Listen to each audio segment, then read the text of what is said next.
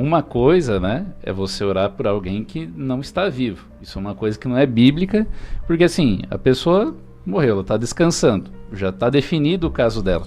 Ela só está esperando, se a gente for trazer isso para um processo judicial, né, é como se fosse o cumprimento da sua sentença. Então, não faz sentido você orar por alguém que não está vivo. Você orar por outras pessoas que estão vivas, a gente pode e deve fazer isso. A gente chama isso de oração intercessória. Você tem exemplos na Bíblia, N exemplos. Vou citar um aqui, que me vem à mente agora, que é quando Abraão, ele sabe por Deus da destruição da cidade de Sodoma e Gomorra, e ele lembra que lá em Sodoma e Gomorra existe o quê? O seu sobrinho, Ló. E ele vai, então, ele começa a barganhar com Deus, né? Literalmente. Senhor, olha, mas se tiver 50 justos lá na cidade, o senhor não poupa a cidade por amor dos 50? E aí Deus diz, tá bom, eu poupo a cidade por amor dos 50.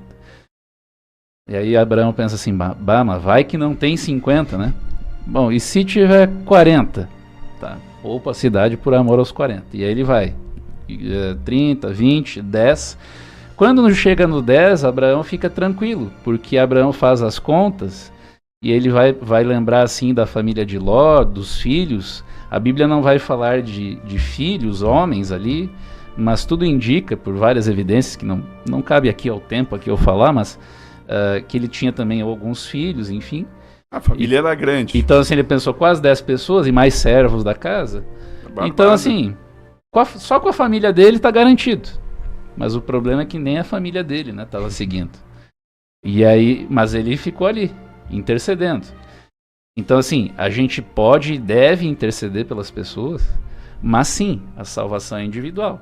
Eu posso orar anos e anos por uma pessoa, no sentido de salvação, e Deus vai fazer, obviamente, todo o possível, mas Deus respeita a decisão dessa pessoa. Então, isso não exime o nosso direito, nosso dever de orar. A gente deve orar. Por exemplo, eu oro pela minha família, minha esposa, meus filhos. Oro de forma especial pelos meus familiares que não são da mesma fé. Mas a decisão deles, se eles vão seguir ou não, é uma questão deles com Deus, né? Na faculdade era uma universidade adventista, né? E na cadeira de Ciência e Religião, o professor exemplificou um estudo, né? Aí eu tenho que trazer o estudo, eu vou trazer, onde fizeram um estudo sobre oração intercessória, né? Um estudo grande. E aí colocaram gente orando por determinadas pessoas num hospital. Eu lembro disso. E gente, enfim, um hospital que não tinha ninguém orando. Bom, simplesmente a conclusão do estudo é que, sem explicação, o hospital por onde se estava orando por aquelas pessoas teve muito mais cura e muito mais... sucesso nos tratamentos que no hospital, porque ninguém orava. E isso, qual a explicação disso?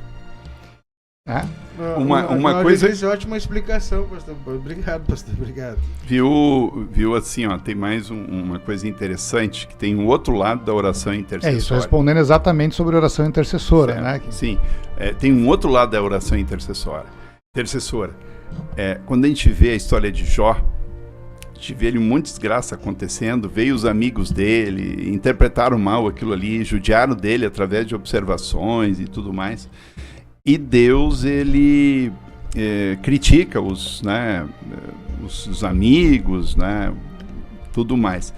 É interessante notar uma coisa ali que eu observei uma vez, né, e eu disse, isso aqui é muito importante.